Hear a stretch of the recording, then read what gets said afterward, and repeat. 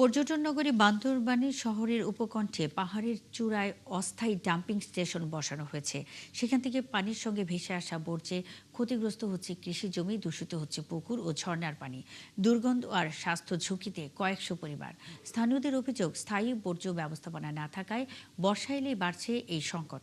জহির রায়হানের তথ্য, ছবিতে প্রতিবেদন। ১৯৮৪ সালে প্রতিষ্ঠিত বান্দরবান পৌরসভা ২০০১ সালে ক শ্রেণীর পৌরসভায় উন্নীত হয়। পৌর এলাকায় বসবাস করেন ৭০,০০০-এরও বেশি মানুষ। অথচ ৪ দশকেও গড়ে ওঠেনি আধুনিক ও স্থায়ী বর্জ্য ব্যবস্থাপনা।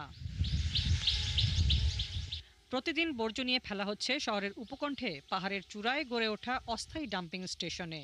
আর টানা বৃষ্টি কিংবা পাহাড়ি ঢল নামলেই সেই বর্জ্যের গন্তব্য হয়ে উঠছে নিচের কৃষিজমি ও জনপদ।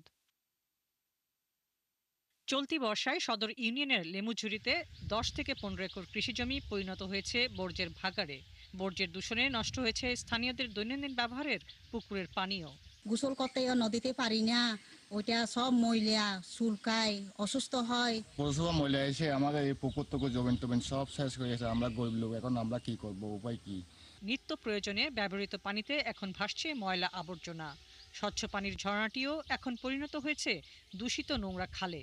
দুর্গন্ধ, ময়লা আর দূষণে দুর্বিষহ হয়ে উঠেছে কয়েকশো পরিবারের জীবন। আর রোদ যখন পড়ে বেশিরভাগ, তখন ওই গন্ধ এখানে পর্যন্ত চলে আসে। এখন তো সারা বিলে হয়ে গেছে প্লাস্টিক ইঞ্জেকশনের সিরিজ। বৃষ্টির পানি বুঝছেন, এখানে কাঁচারাগুলো চলে আসছে। কাঁচারা চলে আসার কারণে ওখানে থেকে বাতাস দিলে দুর্গন্ধটা এদিক দিয়ে আসে।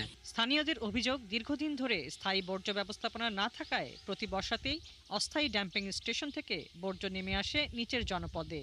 এতে হুমকির মুখে পড়ছে পরিবেশ ও জনস্বাস্থ্য। জিনিসগুলো যেন এখানে মানুষ যেন জমিন করতে পারে, হ্যাঁ, তারপর ময়লাগুলো যেন পরিষ্কার করে নিয়ে। বেশি দুর্গন্ধ, এখানে আমি থাকতে পারছি না, মানে ফেরার সমস্যা হয়েছে। বিষয়টি স্বীকার করে পৌরসভার নির্বাহী প্রকৌশলী বলছেন, ক্ষয়ক্ষতি নিরূপণ করে ব্যবস্থা নেওয়া হবে। যেহেতু পৌরসভার বাইরে ইউনিয়নের মেম্বারকে তো আসতে বলছেন, উনি সহ যারা ক্ষতিগ্রস্ত, কি করা যায়, কিভাবে সহযোগিতা করা যায়, এটাই আমরা পদক্ষেপ নেব। দ্রুত স্থায়ী সমাধান না হলে পরিবেশ ও জনস্বাস্থ্যের এই সংকট আরও ভয়াবহ রূপ নিতে পারে বলছেন স্থানীয়রা। হাসিবা আলী বর্ণা, ৭১।